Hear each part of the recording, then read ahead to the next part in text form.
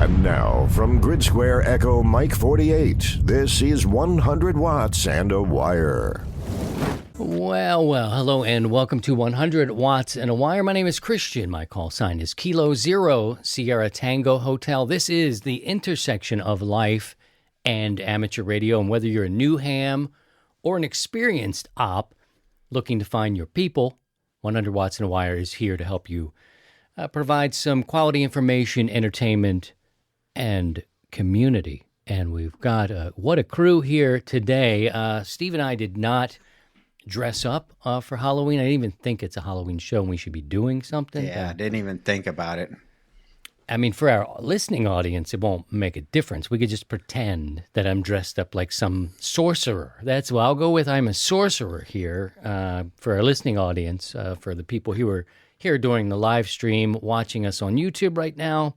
I'm the bald Polish guy from Baltimore. Steve, what are you dressed up as? A knucklehead. A knucklehead. Okay. Yeah, Well, a knucklehead. we have a very special guest today in studio, and I think you guys will recognize who he is. It's Alice Cooper, everybody. Say hello to Alice Cooper. What's up? What's going on, everybody? Set me back just a little bit here. I think about $1.50 for the next 10 minutes, and then he has to leave. But the boa constrictor would have been a little bit more money, Steve, and we're watching our P's and Q's. Exactly. Yeah. Steve's like, yeah. Don't bring no damn boa snakes in here. constrictors. No. I'm starting to think of those ones they got, those monsters they got down there in Florida. It's like, No, let sir. me think about it. No, sir. We are not. We always ask our listening audience to join us live on YouTube. We do a live stream every Sunday, 6 o'clock Central. You're always welcome to join us there. You can join the community on Discord. I've even been playing a little bit today on the Tickety Talk. The kids call it the TikTok. Yeah, I've been on there. I'm having a blast because it's just 1 minute little pieces. So I'm like, I'm tickety talking. I don't have a beautiful body for the people to, it's full of beautiful people. So when you don't have that, you have to have some sort of something a little bit more. So I'm talking about amateur radio. You can find it at 100 Watts and a Wire on TikTok. If you do that, anyway, there you go. But Scotty, this is a perfect costume for you. You have great, strong hair follicles. I admire those about you the most. He's got a top hat. The makeup is right. Got the velvet jacket. Oh, you do have a velvet jacket. Blood red inside. Well, that's that. It doesn't really come cool. across on camera. Yeah, it does. Whole, it works. It works really well. I'm going to show my wife here. You won't be able to see her, but come look at Scotty real quick here. He's doing Alice Cooper's perfect. He's doing perfect. Hi. Oh, the perfect disguise. Super. Okay. Thank you. Yeah, it's great. She thought it was good. Yeah. Did not want to be on camera, so I had to hold it a little bit longer there. So we last week we talked about taking a break a little bit, guys, and some great feedback came from our friends on the Facebook group and others, some email and that sort of thing. So I will share that with you here. Let's see if this is going to work here. We drop you're going to have to find your light there a little bit. But, we are back now in full force. This is more like a show. Last week we came back and we were like, let's just get back on it, get our feet wet. Next thing you know, it got released as a podcast episode because the people were like, yeah, dude, just put it out, man. I'm like, you're right. It's content. We were talking. We're being honest with the people. And I needed to take a break. Steve was like, take the summer off. And I ended up taking a good chunk of the summer and part of the early bit of fall, about 8 weeks in total, refreshed. I got the team back together. But I asked our friends in the community, have you ever stepped away? And James was like, he stepped away for 25 years. And we can kind of break this down. We don't have to go deep into all of this stuff. But he had a sour taste in his mouth. And I'm finding there are some themes in the community about, what puts people off. And he mentions that the usual political nonsense that comes with the clubs, not your politician nonsense, where there's plenty of that. That shouldn't scare you away, though. There's plenty of space to go find a place for somebody to talk to. But Steve, he didn't dig the politics in the club. Any thoughts on that one? Oh yeah, that's one of the things I have issues with clubs. And for a long time, I just stayed away from 'em. I like James. I got tired of it. It's like, come on, this is just a hobby. We don't need to get into the political nonsense. But some people, they perceive that, well, I'm the president of the club and they want to run the whole show. And it's like, yeah, not going to happen. And it's like, see ya. Sidecar's out of here. And for a long time, I avoided clubs and slowly started getting back into them and kind of vetted them out. And, every club kind of has their niche and their vibe and the group of people. And some are just more casual, and those are the ones I like, more social. Others are a little strung up, little tight, and and the politics kind of flow in there, and it's just, sidecar out. Yeah, we do have I consider us a bit of a virtual club, if you will. I don't know if that's right, but Scotty made a good point one time. We were talking about bringing things back and how we have a Discord community, we have a Facebook community, and this is sort of his club. It's kind of a virtual club. He meets the people. Talk about it, Scotty. Yeah, I mean, this is my club. I consider this to be my radio club. My actual local club doesn't really have a lot going on, and I've only met like 2 folks from it, and they just like to sit around and do their meeting once a week and talk about FT8 or something like that. And so yeah, with the Discord and just getting to know everybody through Discord and making contacts with some of the folks on the radio and getting involved with the podcast. This is my club. This is my ham radio family, and this is what I look forward to participating in and getting involved with every week. That's Absolutely. Awesome. Thank you for that. That's awesome. And we're happy to have you, of course, here on the show and in the community.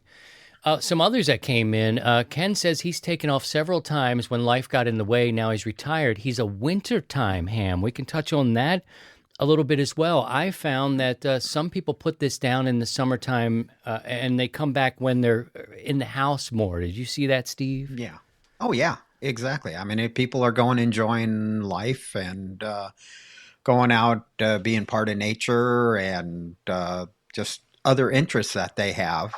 And ham radio is more their wintertime, fall, early spring hobby. So I can see that. And yeah, with limited time, especially when you're working, it's like, well, I got a weekend. What am I going to do? Am I going to play on the radio sitting inside, or am I going to be outside, enjoying nature?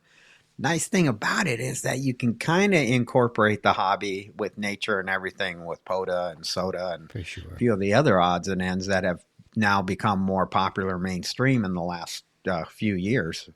So that's another avenue. But, I fully understand that. It's there's times I get going and it's like, holy smokes, I ran out of time to do ham radio stuff.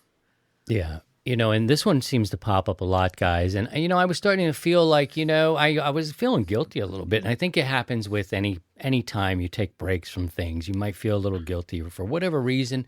For me, I didn't, But Randy says, just like a lot of other people, kids, career, budget pressure, he took 28 years off. And I hear this more than not. I mean, I've heard family, I've heard career before, but 28 years, that's a significant amount of time. He's November Charlie 4, Romeo Tango. Now he has, kids are off to school, he has less money issues, and he managed to get his license. So this is a matter of just balancing the time. But, 28 years to put it down. And the good thing is, guys, is that they find their way back. It's kind of in the blood for me since I'm 7 or 8 years old. Not amateur radio, but radio itself. I think people who take this amount of time off, they come back because it's in the blood. Does that make sense? Oh, yeah. Yeah, it's a time thing. I've run into a lot of people, I'd say these last 10 years, that have been coming back into the hobby. Podcasting and YouTube has really reinvigorated people. They've got into the IT world and then started to see, well, wait a minute, ham radio, when I remembered it 30 years ago, it was just CW and sideband. But now look at it, it has kind of evolved. The equipment has changed. and things have, we've kind of come along. We're not the leading edge of technology, but we got some great technology in the hobby. And so that's sparking the interest of people coming back, and then the family, career, and now they have the time. Their kids are away, or have moved out of the house, and the biggest thing they have is time, is the and to spend into the hobby and relearning things. But I run into a lot of people on HF that said, "Yeah, I just got back into the hobby. I've been licensed. I got my call in my college days, and I've been working my career. I've kept my license up the whole time, but I just, they figured they'd come back to it, and now's the time." So it's been great to have, welcoming those older people back, not by age, but they've been, in the hobby for a long time, but not in the hobby. And I imagine a lot changes, 28 years being away. Here's another one. John says 2 years, then he took 14 years off, 1977, and continuous since then. His ticket is good until 2032, and he will be 94 years old. Nice. Scott says, similar, he had to put down watching professional sports in the last 5 years, except for the Rangers hockey. Sports became way too political and theatrical for him. That definitely sounds like a political sort of scenario.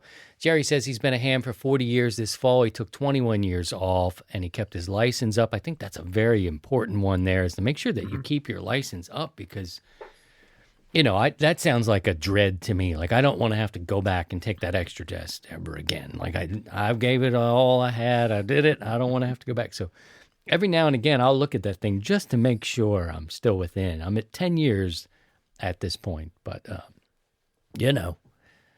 keep it up to date. It's easy enough to do it, and just in case when you come back. All right, so thank you guys for contributing, sending in a little bit of positive reinforcement that it's all right, man. Take a break, put it down. And I'm hearing that. I heard it from my own team anyway. The team was like, "Dude, do what you got to do. Take a break. It's all good. It's all fine. Don't worry about a thing. People will be around.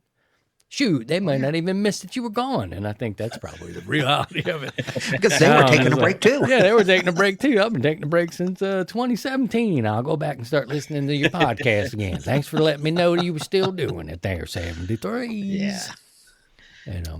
That sort of thing. All right, let's see if we get 73rds, 7/3 and a biscuit.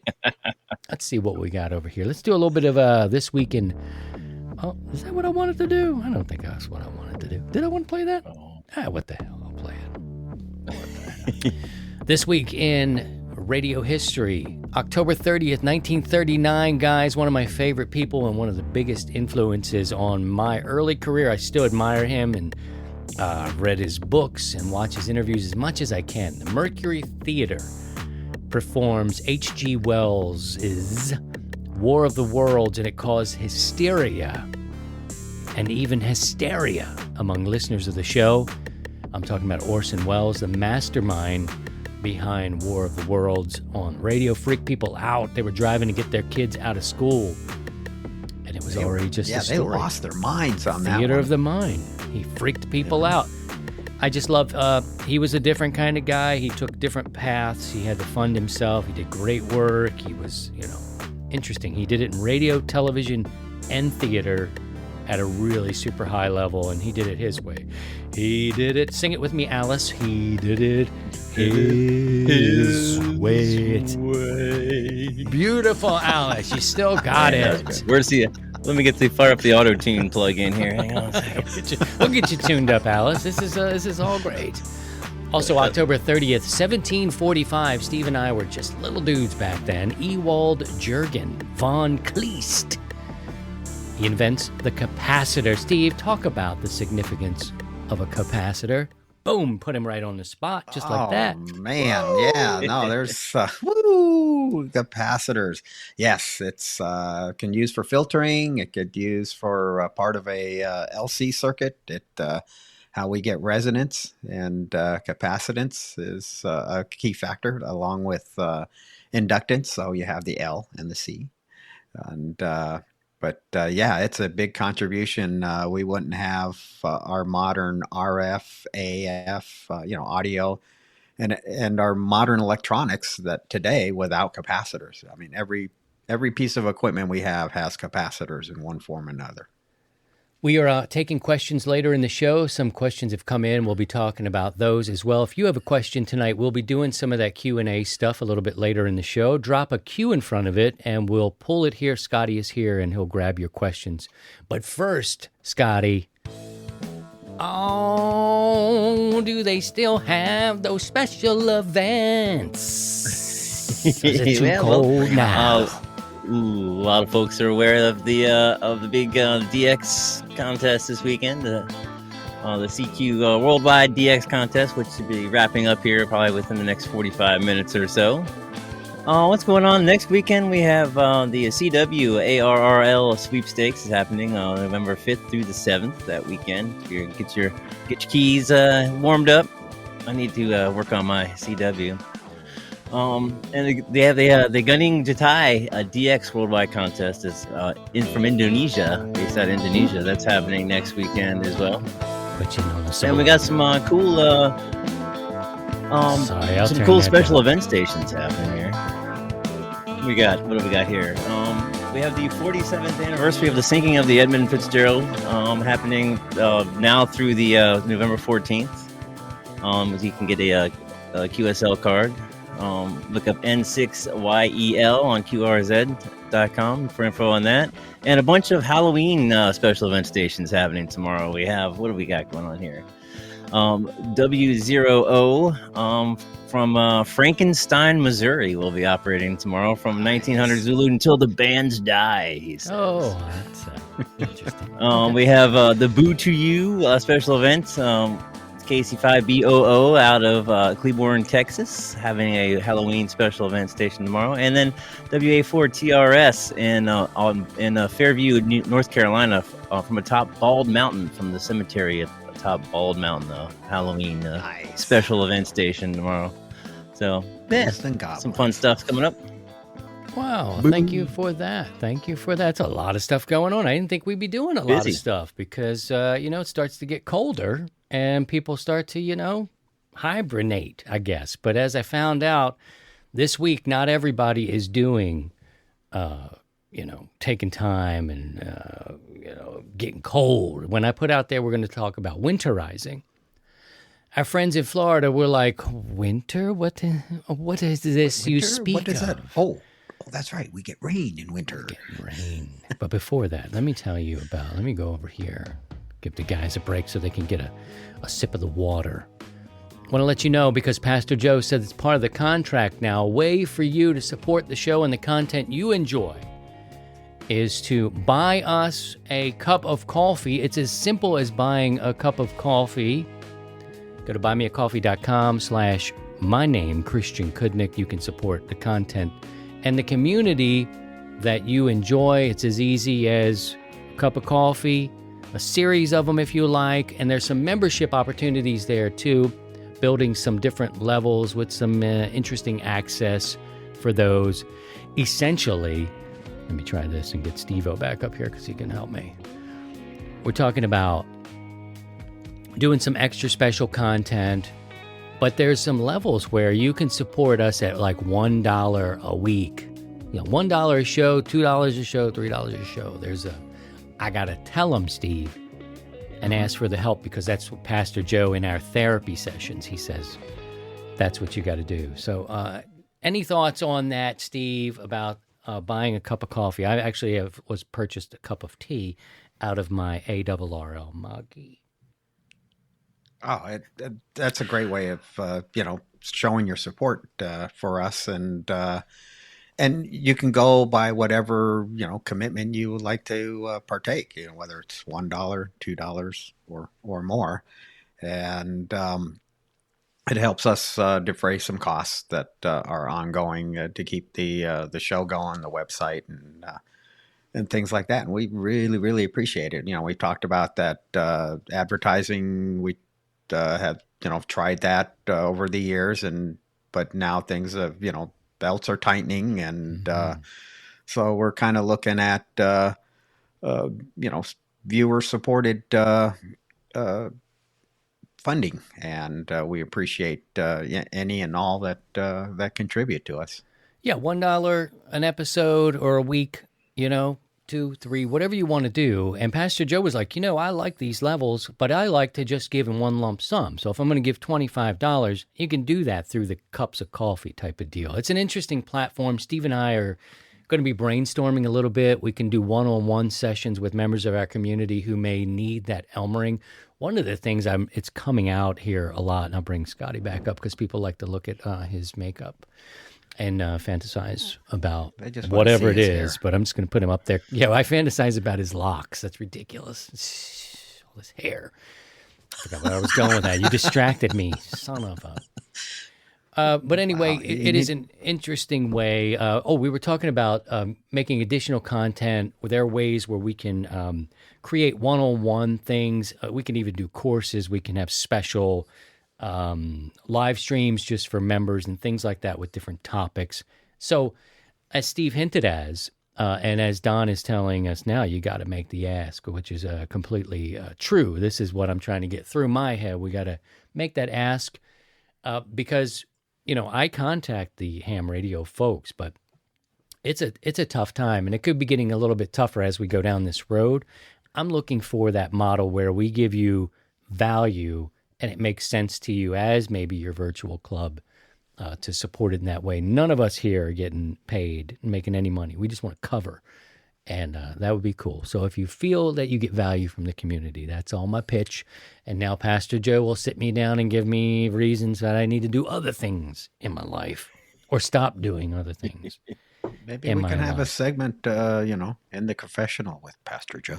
I would like that. Again, if you missed that, here comes the link. buymeacoffee.com. Just type in my name after it. It'll take you to all the options. And I'm building that. I was doing a bit of a walk and talk today. I love doing those, but they were always audio based.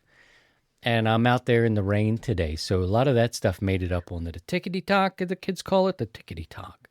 A lot of fun. But join the community. I liked it personally. I liked the audio version of the walk and talk because it took me back into the theater of the mind. Cool. Where it was, we could hear you walking through the leaves and the crunching, and you're describing things. And I just was in the zone, just visualizing in my head. And I think a lot of people like that. And if you were to do the walk and talk, leave it strictly audio. Because visual will take it away. It will ruin it, and it will ruin it. No, I think that's a great point there. It is a lot of fun. It's easier to take audio out into the field anyway, and I like to go out to the antenna garden and just look around and just chat. So it is something, and I'm thinking about putting that in one of the membership levels. Although I want to give it to everybody, I don't know. I think it's a special thing that I'll do from time to time, and maybe members can get that first. And then everybody can get it. That's what I was thinking. Yeah, let's give it to the members first. Okay. You have first crack at it, and a few weeks later, then it can be opened up to the masses. All right. So these are ideas that we're kicking around. So right on. We're just trying to provide value, give you information. It's such an information-based hobby that we're all looking for great information. We want it quick. And a lot of times it doesn't come quick in this hobby. It's not like you can just get there. And some people get frustrated when they're hearing about, it depends. It all kind of leads, well, it depends. It really does in a lot of ways, right? It does depend on what your situation is, where you are, and those sorts of things. But there's a lot of information out there. There's a lot of misinformation out there. And our team wants to make sure that we're giving you the best quality information. And if we don't know it, like today, we don't know it. We will find out. Yeah, I mean, I'm no expert on. I'm a jack of all trades, master of none. But if there's something I don't know, I'll go research and try to find the info on it and then reconvey it to you. So if you have concerns or questions or you run into problems and Yeah, it's easy to go out into some forum on the internet and jump into the mosh pit, and you're just going to get beat up there. It's like, oh, you should know that. You're an extra. It's like, who cares? It doesn't matter. You got a question, something stumping you. Come and ask us. And if you think it's something that more people have that same feelings, then we'll do something. We'll do something special and try to address it and make your life easier. We all knew nothing. When we first started, we knew nothing in this hobby. We all just kind of learned and grew into the hobby as we went on. So we all start with baby steps, and then we'll be running down the path together here soon. I do have concerns, and it's going to lead the way. I don't know if it's a new purpose. I think we've always been, we like to entertain and have a good time with the fellas. That's one of the things that we miss, getting together and hanging out, having a good time. But we can do that here. But really, adding that value and that purpose to trying to help as many people as we can with quality information, because there is a lot of other stuff out there and there's a lot of options. You can get things quick. You want to fix your toilet, YouTube it, and if it's a short enough video for you to get back in there and fix that toilet. A hobby like this, there's a lot of ifs and maybes that go along with it. There's some definite science with it as well. But if you have questions, just ask. Put a Q in front of it if you're here tonight as we record the show each Sunday, 6 o'clock on a live stream. If you're listening to this down the road, in the train, wherever you're going, you can always write to us and contact us through the website, and we'll redo your questions on the show like we'll do a few here tonight and any in the chat. So there you go. I put a question out to our community, Steve-O, because I want to see how people are winterizing. We're getting to the point now, and I get it. Our southern states here, they don't have to deal with it as much as you and I do. And Scotty, we get slush. And I thought, well, maybe a better way to phrase this for you is just sort of protecting your antenna system. Because even if you're in the south, you're still getting some elements, rain and wind and storm. So maybe we'll change the wording from protecting and winterizing. But for the most of us who have to deal with winterizing, we'll talk about some topics because Steve's got lots of great ideas that he has to deal with. Some from our community. Here's old Rick. He says, he's Kilo Oscar 4, Oscar Whiskey Bravo. He didn't even understand this word. He said, I don't even speak the language. He speaks Floridian, which is, he doesn't understand it.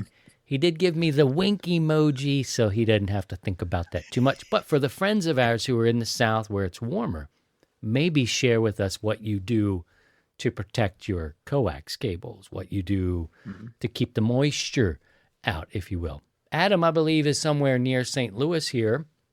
He's November 0 Zulu India Bravo. Don't really do anything. Maybe rake the late fall leaves away from the vertical. Otherwise, just keep playing radio until something breaks. Steve, please talk a little bit about that philosophy. I've been there, done that, and it's like it will bite you in the butt. Hear and that? Usually will bite you in the butt when there's 2 feet of snow on the ground and your 40-meter antenna just opened up and you're like going, oh no, we got the net coming up and I got to fix this thing. And yeah, it's been there, done that. Don't I try not to repeat that again. But there's a number of things we've through our summer projects, throwing up antennas and things like that. We might have wrapped a layer or two of tape over the coax connection at the antenna or wherever. Maybe not. But now's the time to start thinking about that. If you're in the South where you don't have the white stuff like we do here in the northern tiers, but you're going to have the wet stuff, and water likes to get into everything. And once it gets into your coax, that is just a nice little conduit that's going to lead it right into your shack. And then the next thing you know it, you're going to have a puddle of water behind your radio, and you're going, oh, what happened there? And and then who knows how long that water has been there. So now's the time to start thinking about, yeah, we call it winterizing, but it's starting to weatherproof connections and checking your coaxes and make sure if there's no pinholes in it, or if it's gotten brittle and cracked, and that's another place for water to get in. So yeah, we in the north, we call it winterizing. Folks in the south, you need to start thinking about weatherproofing. Hear that, Adam? But thank you for that. I'm glad that you just just go with it, and that's Good luck, Adam. that's Good one luck. way. That's a way. You're not wrong. That is a way. Let's see. John says, I use antenna wax every fall. He's Alpha Bravo 9 Hotel. Steve, is that a product? I don't understand what that is. Is that a real I thing? guess it's like sex wax. So, what Oh, like a surfers use. Brazilian. He gives his something, gets a Brazilian. Okay. That's a thing. All right. If that's what you do. Okay. Joe is up in Wisconsin. He says the best antenna is hung in January at minus 13 degrees with 26 inches of snow on the ground. All Wisconsin antennas are winterized at construction. Steve, you get weather like that as well. So, Oh, yeah. he gets this. It gets super cold up there also. So I get it. Though, I mean, the point being, though, winterize at construction is to do all those things. And that's a good opportunity for us to, Steve, I mean, you're putting an antenna up, it's going to get cold, it's going to get wet. Wherever you are, it doesn't matter. All those things are going to happen from time to time. What are some things that pop out in your mind, Steve, of must-do situations at construction?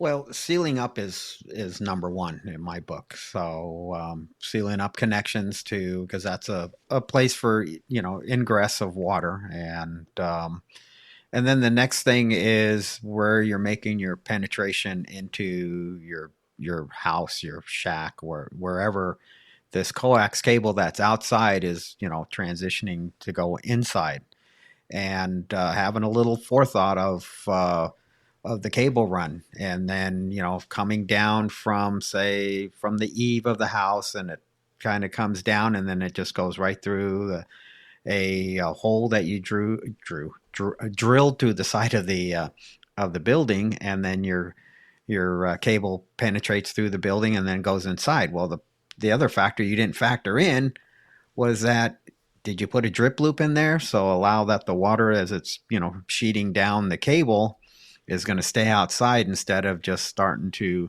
make its way inside the house. Now, granted, it might not make it inside into the living space, but the last thing you want is that water to get into the in between the stud space, and then you'll be dealing with mold and other issues, possibility down the road. So you need to kind of think it from end to end, and winterizing is your penetrations into the structure is a big factor there, and think about drip loops. Alice Cooper, you're up on a roof there in your building, up in the what do they call it, the penthouse there. What do you do with your antennas, Alice Cooper? What do you need to look out for? Yeah, I have my my receive loop out there on the rooftop, and then I have the wire antenna up there, and I also have a small mast. It's attached to a microphone stand, which is strapped to the side of the house, holding the J pole and one of the isotrons. So I mean, really, for me, I just got to make sure that my coax seals are tight. I usually go up there, and I should be going up there probably next week or two, and check the tape on my connectors, make sure it's not cracked and drying up, and just kind of just a visual inspection, make sure everything's looking sturdy, nothing's getting ready to fall over, and that's pretty much all I can do. And then if we get some ice, then I'll need to keep an eye on, especially the wire, and make sure things are looking okay. That's about all I can do here. It's just kind of typical, weatherproofing stuff. Okay. Thank you, Alice Cooper. Hey, I'm looking at Larry. He says grease the bearings 2 times annually. So maybe grease was earlier reference. Maybe that's for beams or rotors. You think that's probably what that is, Steve? Yeah. I mean, if for your rotors, greasing is another option depending on your rotor design. The other thing that I failed to mention, and it's not common, is folks that have towers. If is to be before the winter or the wet season starts to hit, go look at the weep holes at the bottom of your tower, and make sure that they're clear. That the last thing you don't want water building up inside the tower, because if it freezes, it will split your tower legs, and then your tower is compromised. So if you do have a tower, and that's one of my chores coming up here real soon, is to go check all the weep holes, make sure that they're clear, and sometimes just take a stick of wire in there just to kind of make sure that there's no debris in there to clog it up, and if it's clear, then there's a good chance we'll get through another winter. All right, Tim says he's a Kilo Echo 5 Mike Alpha. I double check the connectors on the antenna, make sure the coax is secure for whipping around in wind. That means a few new clamps and zip ties. He checks the window pass-through seal and check to see if the connections on his rotor, which is ground-mounted, is weatherized, and double-checking grounding. That sounds like a serious answer there, Steve. Yep, that's pretty much cut it all. You covered pretty much all the bases there. That covers it. Then that covers it. Lots of other great answers there come up. Most are like, yeah, we don't have that kind of problem. Some people were like, we kind of wait and see. Let's see. Phil says his winterizing is laying out temporary radials. Jeez. Radials. Help my brother Alice Cooper when I'm Got struggling. them riddles there. Got them riddles laid out. Get those riddles laid out. Nah. Holy moly. Okay, temporary radials for the 160 meter antenna and installing the low band RX antenna. Yes, the beverage antenna. Yep, it's 160 time, and the beverage antennas start coming out. So for a lot of farmers that are licensed, once their fields are done for the season, out comes the beverage antennas for 160. The big wires. But the nice thing about it, they're only 5-6 feet off the ground, and but it takes up a lot of space, and then also some will start putting out their 160 antennas for the winter, and so the big guns start coming out. Our sister Amy, she's Alpha Golf 7 Golf Papa. She says she knits a 40-meter long snuggly. I put in a request for those. I would like that. My double bazooka deserves a sweater. Absolutely. Adam lives in Maine. He uses a dipole. He usually, before the CQ Worldwide CW contest, all he does is go out and make sure the feed line is good, the wire looks okay, ground is fine, etc. Wire antennas are very easy to deal with year-round. Just looking around, the same sort of thing. We get a little bit of talk there. People talking about taking care of stuff on the inside of your shack as well. There's a nice answer from Chris here. He talks about it. He's Kilo Delta 9 Charlie Lima Hotel. You're all welcome to join us on Facebook. Facebook. That's something new Scotty and I are going to release here 2.0. Facebook. Facebook is a brand new thing. But we do have a Facebook group. Over 15,000 people are gathered there. We appreciate everybody for sharing that. We're going to take some questions and do some things here. Let me get back to the playbook as we talk about that. Let's see. It's time for us to check in on the contest to see where all that goes. Hopefully the music will be okay for you. Hey, this will be good. This is Scotty's here with the Ham Fest. There are actually Ham Fest going on in November, and I don't know why I feel like that's crazy, but it is. There's a bunch. I grabbed a few off of the ARRL site, and actually we have on our Discord there is a new channel for posting ham fests and events. So I encourage those of you that haven't joined us to join us there on Discord, and if you are there, put in your club's action, little ham fest activity. Gig it. Boom. Let's see. We got the Stone Mountain Ham Fest, and it's also a ARRL section convention in Lawrenceville, Georgia. That's happening November 5th and 6th. So a weekend event. Just speaking of folks down south, we have the Greater New Orleans Ham Fest, and that's happening in Heron, Louisiana. That's on November 5th, 2022. And yeah. All right. Just a couple things happening next weekend. All right. Girl. Oh, yeah. If you're looking for a power solution, girl, check out Bioenno Power. One of the guys, Bioenno Power, they're like, Christian, whatever you want to do, whatever you want to do. And so they've been riding with us for a while, and they continue to ride with us. At this point, the exclusive sponsor of 100 Watts and a Wire, apart from a few other fun little bits we have with Uncle Paul and those things. For real support, Bioenno Power, they make a quality product. So if you're looking for a power solution, Bioenno Power, offering the best lithium phosphate batteries for your ham radios. Visit bioennopower.com. That's BIOENNO power.com. And we talked a little bit earlier about wanting to be community supported.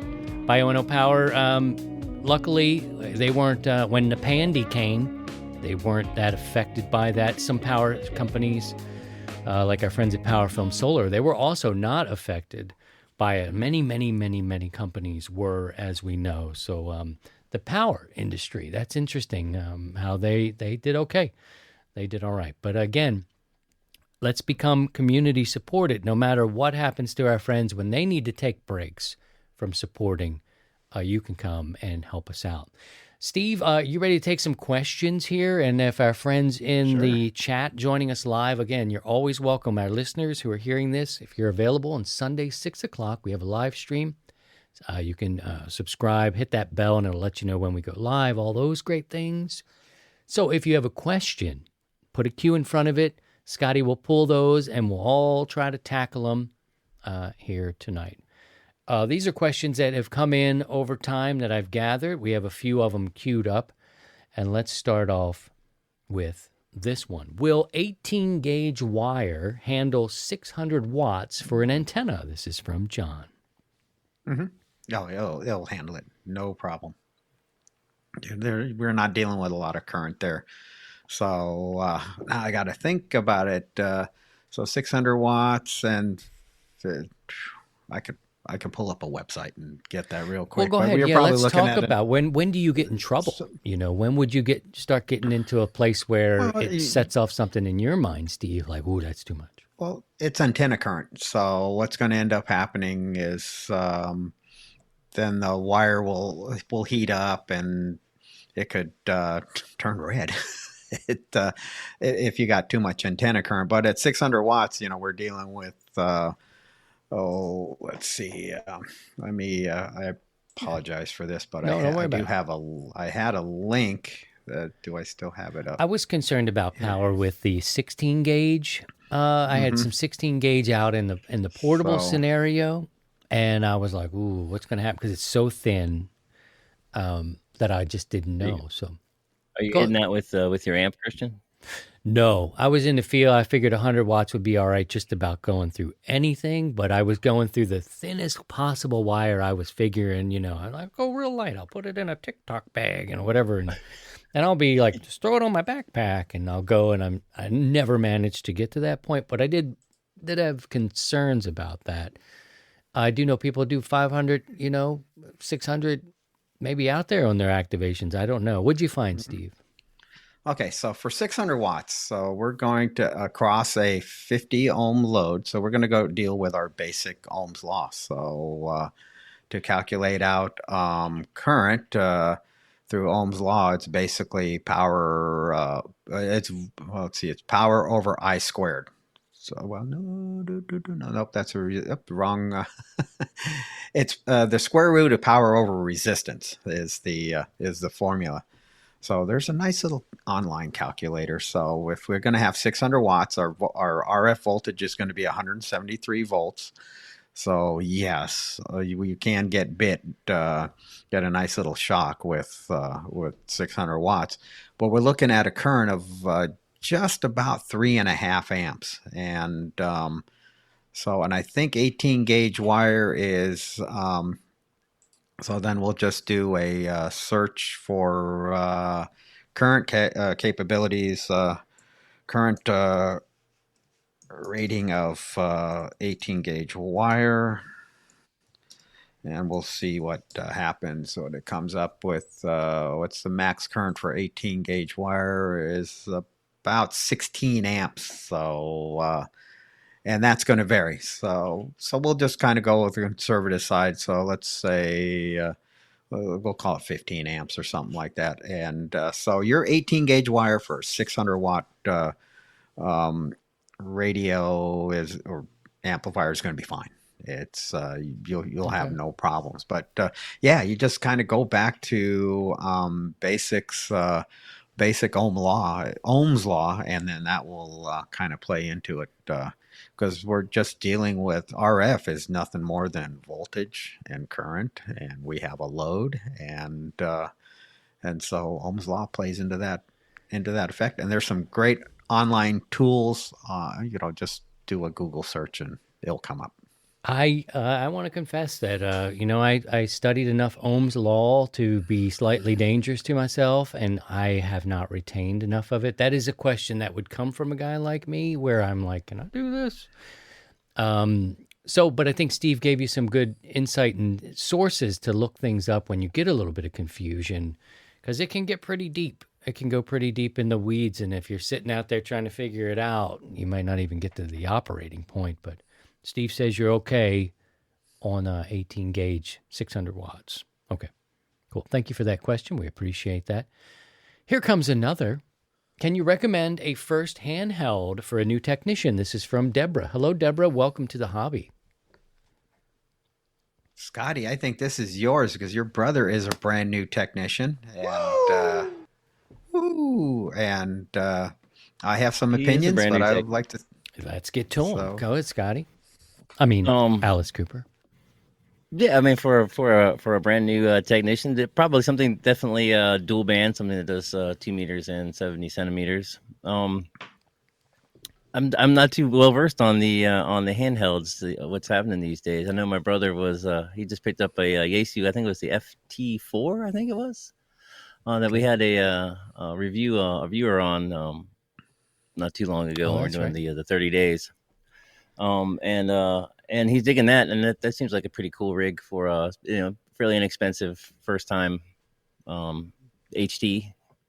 Hey, let's break it down this way, and we've got some folks joining us here. Again, everybody's welcome to join us live for the live recording. We appreciate having you guys here.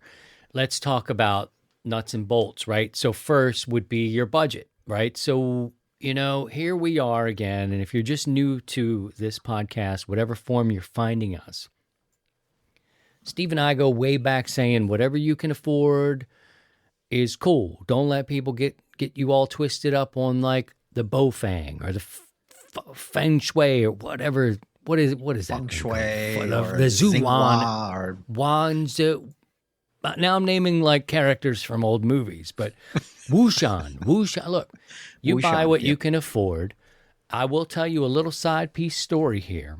A Bofang radio saved Scotty Alice Cooper's life. I will tell you that Kilo Charlie 3 Bravo X-Ray November was saved literally in the flood by a Bofang radio. Now, you can go and poo-poo all you want, but that radio did its job for $25, and if it fell out of his pocket and the flood took it away, he'll get another one. Okay, now I know it's not probably the sexiest radio. It's probably not easy to program it. Maybe it is. I don't know. But well, they're pain in the butt. Pain in the butt, okay? But it's cheap, right? So you could drop it while you're out there fishing. We're not going to crap on radios at anything. It's not our thing.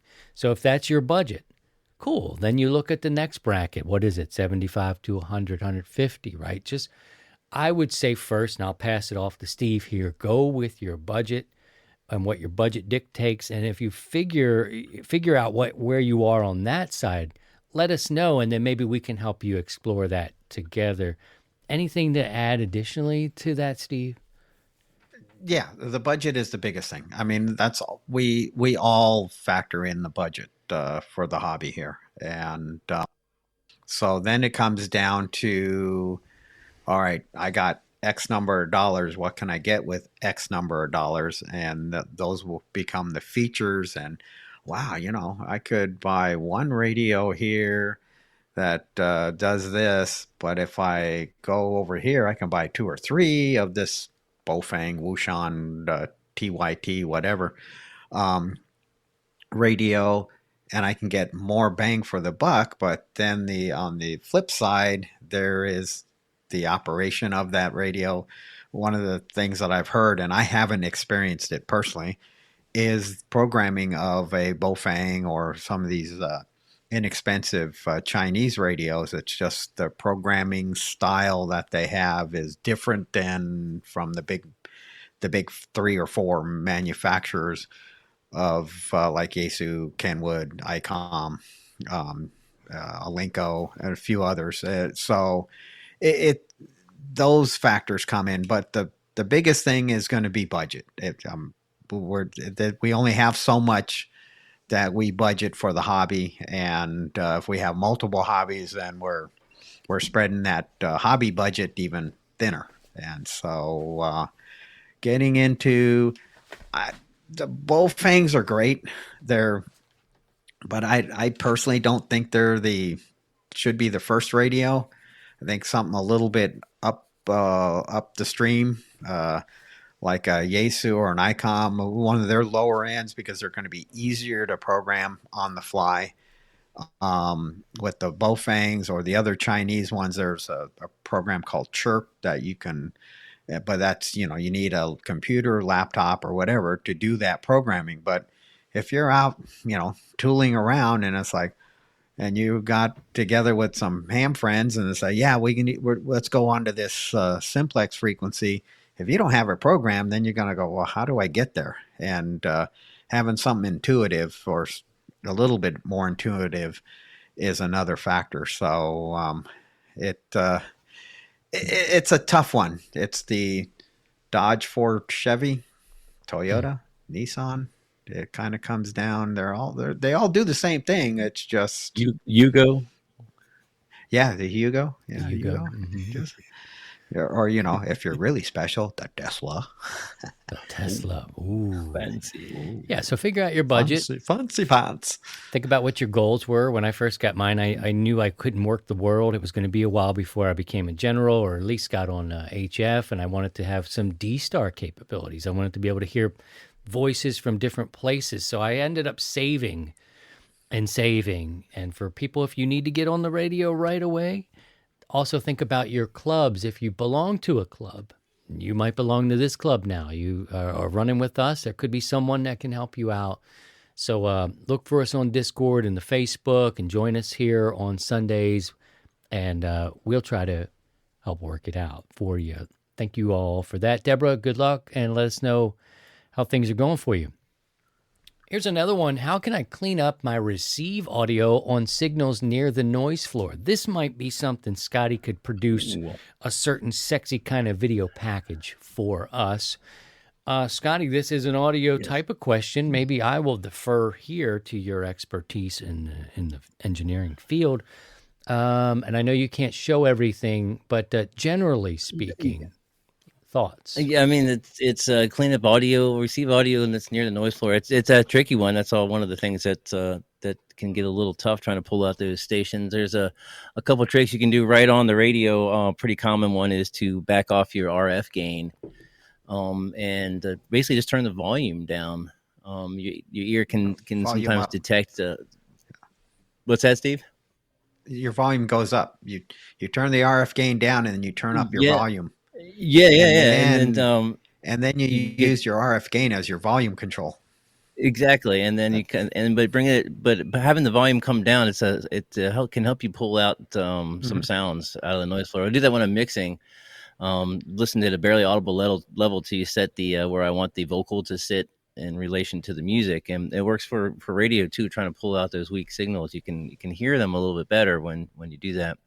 Other than that, you can get into some of the signal processing stuff, and your rig may have some noise reduction algorithms that you can run. A little bit of equalization if you have that at your disposal. Maybe kind of filtering out some of the low end in the audio spectrum, get rid of some of the rumbles and the static. Maybe even filter out some high end can kind of focusing the audio passband and the mid range can help a little bit. Maybe boosting a little bit around 2K. Yeah, 2K is that is right smack in the middle of where the ear hears the voice. All right, I plan on doing a video on how to kind of route your audio into some simple DSP stuff on your computer, so that'll be fun. Okay, there you go. We're pressing up toward the top of the hour. We like to just keep it about an hour here, and then on Sunday nights, 7 o'clock Central, we kick off our Sunday evening net. Again, let's talk about it. This is a show we talk about ham radio, but we also get on the air the same night and do ham radio. Live coverage continues. Our podcast audience will be saying goodbye to you in just a little bit, but if you're hanging out with us, stay tuned. We'll continue. One last question here. Let's see what we can do for John, who's here. Kilo Juliet 7 Zulu Mike Oscar. Question. I have 2 antennas, a Palomar end fed, and a DX Commander. I also have an LDG AT200 Pro tuner. There's only one output from the tuner. I want to be able to use both antenna ports on his ICOM 7610. I imagine the question is maybe there's a switcher, or maybe he's looking for, is there potential antenna switch or something like that? So the radio has 2 antenna ports, correct? Let's see. The NFED and the DX Commander has LDG. There's only one output from the tuner. He wants to be able to use both antennas. So the simplest is just a simple two position switch, and you won't be able to use both antennas simultaneously. But if you had a simple 2-position switch, antenna switch, then you'll be able to just select antenna A and antenna B. Other than that, the only option you got is disconnect the coax and hook the NFED to the tuner. And if you want to go on the DX Commander, you got to disconnect the tuner and hook that up. But if you got yourself a simple 2-port switch, if you're going to buy an antenna switch, don't limit yourself to 2. Just get yourself look at a four, and that just gives you options. And if you want to really do it right on one of those unused ports, hook a dummy load up to it. And then if you want to test your transmitter, set audio levels or whatever, and not transmit over the air, you just transmit right into a dummy load, and that's just position 4 on the antenna switch. So an antenna switch makes it simpler, easier. I mean, you can do it without it, but then you're, standing up, reaching behind, disconnecting cables, hooking stuff up. And it's like, no. Nobody likes the old reach around. No, yeah, it's kind of like me. I have 2 different rigs sharing a single tuner and antenna. So I got a 2-position right here. Mm-hmm. Yeah. And then into the tuner and then to the antenna. All right, we're going to be wrapping things up. Thank you for the thumbs up and the likes, and for the subscribing. Wherever you enjoy this content, you can take it with you on the audio side. We'll leave the live streams up for you on YouTube if you're a YouTube person. Sunday evening nets begin at 7 o'clock Central Time. Community support. If you get value from this community, please consider looking at buymeacoffee.com. Put my name in there and see if there's some plan in there that would make sense for you. I want to say Richard Brunton, G4TUT, the editor of Southgate Amateur Radio News, is now a silent key. Thank you for all the service, sir. He would each week post these articles about ham radio. He was only 77. He had a fall in this month on the 21st. Also want to say hello to Eric Guth from QSO Today. He's 4Z1 United Golf. I've been enjoying an interview he did with Art Bell. He was Whiskey 6, Oscar Bravo. But Eric was the one content creator who reached out to me and said, thank you for the work, blah, blah, blah. During my hiatus, checked in on me, and I appreciate that, Eric, and I'll come do your show. Thank you for the invitation for that. Thank you to Scotty. Thank you to Steve. Stay tuned. Over all of these same stations, we'll be giving you live coverage of the Sunday Evening Net. Podcast listeners, we will depart you with a sloppy, wet kiss. I'm going first. I'm not following any of these guys on this kiss, but I'm the low man on the totem pole, so Yeah, I guess you're I going get last. sloppy third. I get sloppy seconds. just a kiss on the mouth. Just a kiss on the mouth. Thank you, guys. Thank you for all you do. Check out the Discord and Facebook groups, YouTube, all that great stuff, and take care of yourselves. And by all means, if you can, please try and stay above the noise. Good night, 73, everybody. 7-3, everyone. Thanks for being here. 7-3, guys. To join the 100 Watts in a Wire community, visit 100wattsinawire.com.